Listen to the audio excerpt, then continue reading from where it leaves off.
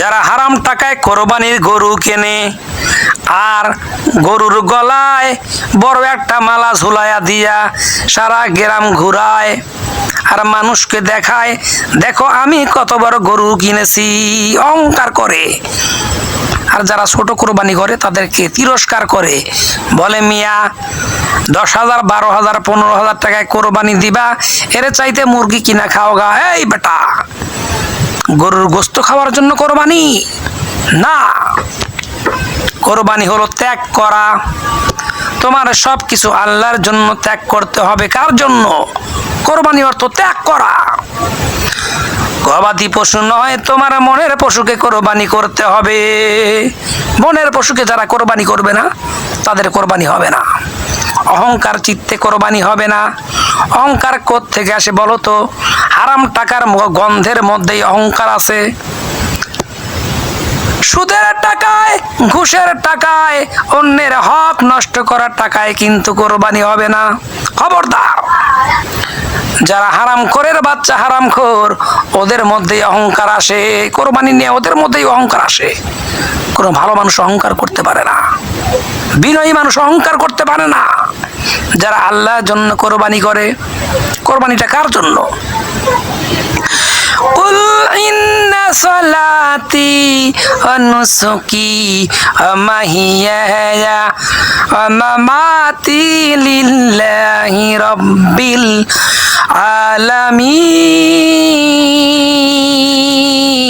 আলামিন। বলো, আমার নামাজ, আমার কোরবানি, আমার হায়াত, আমার মৌত কেবলমাত্র, শুধুমাত্র, একমাত্র ওই আল্লাহ রাব্বুল আলামিনের জন্যই নিবেদিত।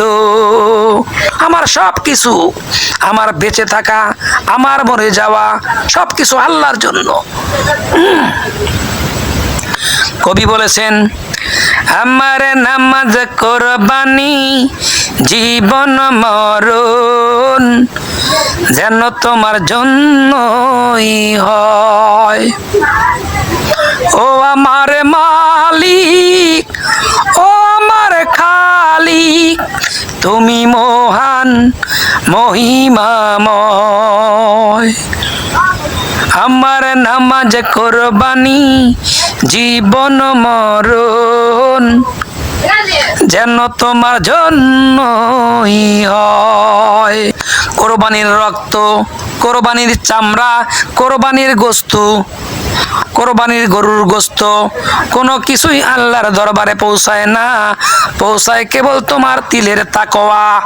তাকওয়া অবলম্বন করেছো কিনা আল্লাহ এটা দেখে নেবেন।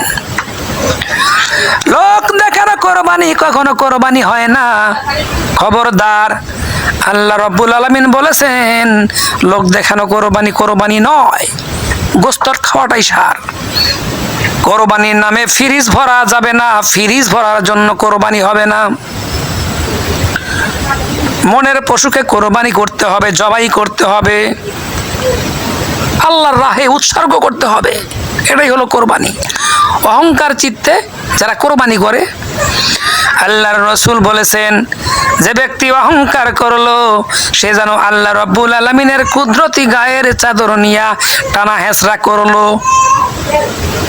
অহংকার হলো আল্লাহ রাব্বুল আলামিনের কুদরতি গায়ের চাদর। যে ব্যক্তি অহংকার করলো সে যেন আল্লাহর গায়ের চাদর নিয়ে টানা হেঁচড়া করলো। কিসের অহংকার? তোমার মাটিতে পাও পড়ে না কেন?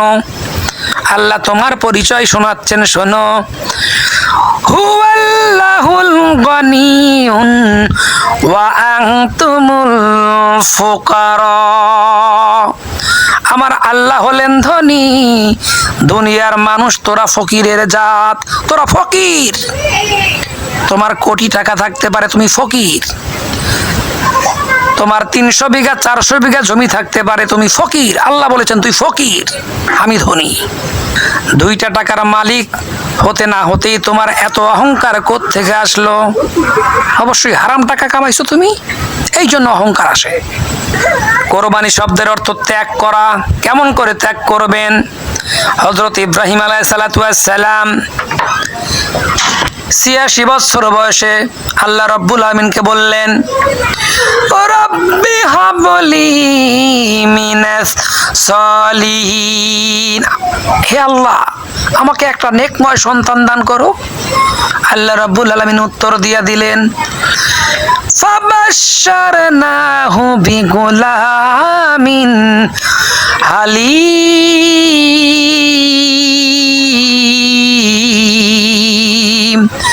আমি অবশ্যই আপনাকে একটা নেকময় সন্তান দান করব। আমি অবশ্যই আপনাকে একটা ধৈর্যশীল সন্তান দান করব, যে সন্তান হবে অত্যন্ত ধৈর্যশীল। এবার ৮৬ বছর বয়সে সন্তান হলো। আল্লাহ অর্ডার করলেন, এই নবজাতককে আর তার মাকে নিয়ে ফেলে দিয়ে আসো মক্কায়, ধুধু মরুভূমি যেখানে। এক মশক পানি আর অল্প কিছু খেজুর দিয়া তাদেরকে রেখে আসতেছেন। হাজেরা পেছন থেকে ডাক দিলেন, স্বামী গো, এক মশক পানি আর কয়েকটা খেজুর দিয়ে গেলেন, এই দিয়ে আমি আর আমার সন্তান কতক্ষণ বেঁচে থাকবো বলে যান। ৩ বার করে ডাকলেন, কোনো সাড়া নাই।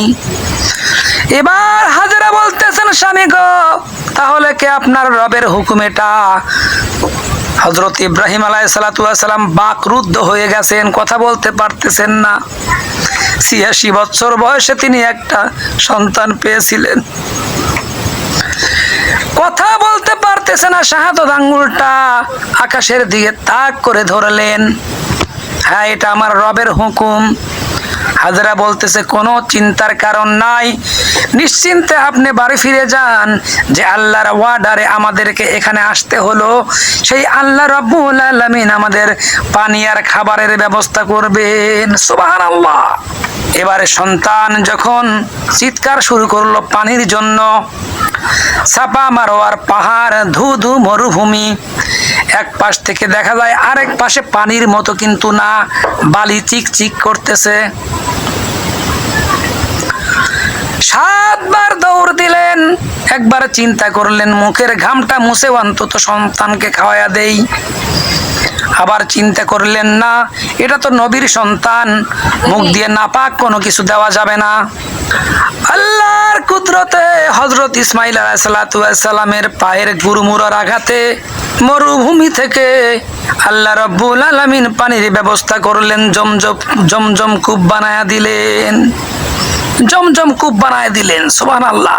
পানির ব্যবস্থা হয়ে গেল, খাবারের ব্যবস্থা হয়ে গেল।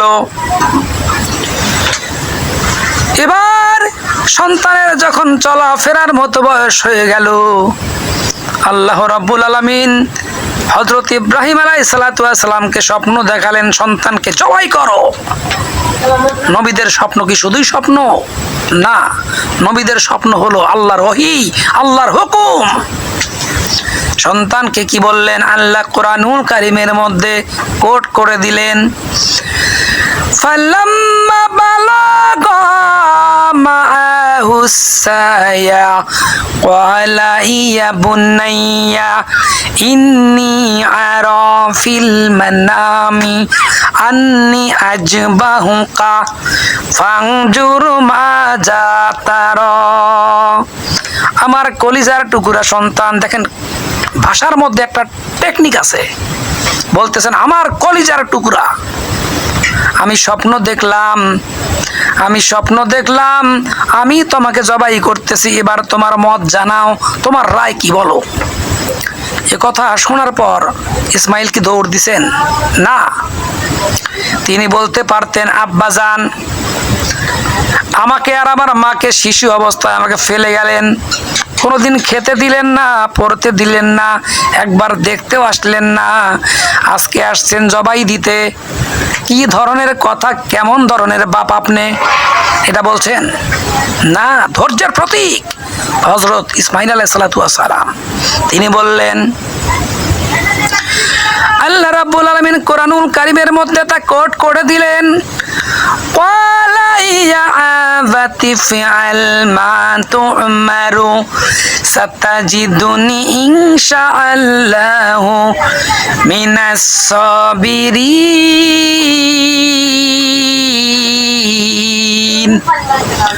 আমার আব্বা জান, আপনি যে কাজে আদিষ্ঠিত হয়েছেন সে কাজ সম্পন্ন করুন।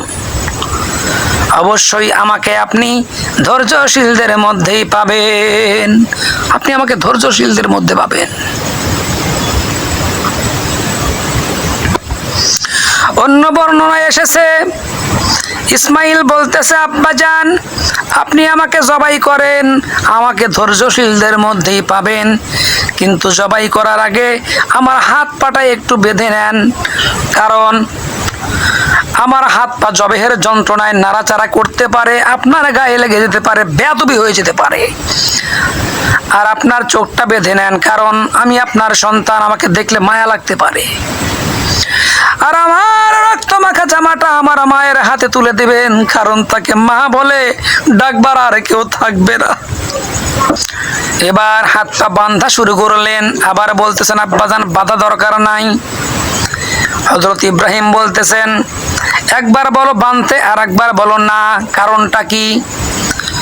হযরত ইসমাইল বলতেছেন, আব্বাজান কিয়ামতের ময়দানে প্রশ্ন উঠতে পারে, হয়তো সন্তান রাজি ছিল না বলে তাকে হাত পা বেঁধে জবাই করা হয়েছে, আমি এই সুযোগটাও দেব না। আপনি আমাকে জবাই করেন, আমি এক বিন্দু পা নাড়াচাড়া করব না। এমন করে ধৈর্য ধরতে হয়, ত্যাগ করতে হয়। আল্লাহ রাব্বুল আলামিন খুশি হয়ে গেলেন। আসমানের ফেরেশতাগুলো দোয়া করতে লাগলো, আল্লাহু আকবার, আল্লাহু আকবার, লা ইলাহা ইল্লাল্লাহ, আল্লাহু আকবার, আল্লাহু আকবার, ওয়ালিল্লাহিল হামদ। আল্লাহ রাব্বুল আলামিন বললেন, ও জিবরাইল, খবরদার খবরদার, আমার ইসমাইলের যেন একটা পশমও না কাটে, খবরদার। জান্নাত থেকে নিয়ে যাও দুম্বা। দুম্বা ফ্যাস হয়ে গেল, জবাই হয়ে গেল। ইসমাইল পাশে বসে আছে। সুবহানাল্লাহ, একে বলে ধৈর্য। আমাদের প্রিয় জিনিসগুলো আল্লাহর রাস্তায় কোরবানি করতে হবে। কোরবানির মূল মন্ত্র হলো আমাদের প্রিয় জিনিসগুলো আল্লাহর রাহে উৎসর্গ করতে হবে। আর কোরবানি করি, গবাদি পশু কিনি টাকা দিয়া, তারপর কি করি? ফ্রিজ লোড করি। আত্মীয় স্বজনদেরকে দেওয়া নাই, গরিব মিসকিনদেরকেও দেওয়া নাই। খা, জম্মের খাওয়া খা। তুই মনে করে রাখিস, 3 ভাগটা 3 ভাবে যদি তুই সূটুভাবে বন্টন না করো, তোমার পেটের মধ্যে তুমি আগুন ঢুকাইতেছ মিয়া। সঠিকভাবে 3টা বন্টন করো, 3 ভাগে। 1 ভাগ গরিব মিসকিনদের জন্য, 2য় ভাগ আত্মীয় স্বজনদের জন্য, আর 3য় ভাগ তোমার জন্য। আমরা খালি দুনিয়া দুনিয়া দুনিয়া দুনিয়া করি। হ্যাঁ, আদম সন্তানের পেট 3 মুঠো মাটি ছাড়া কখনো ভরবে না।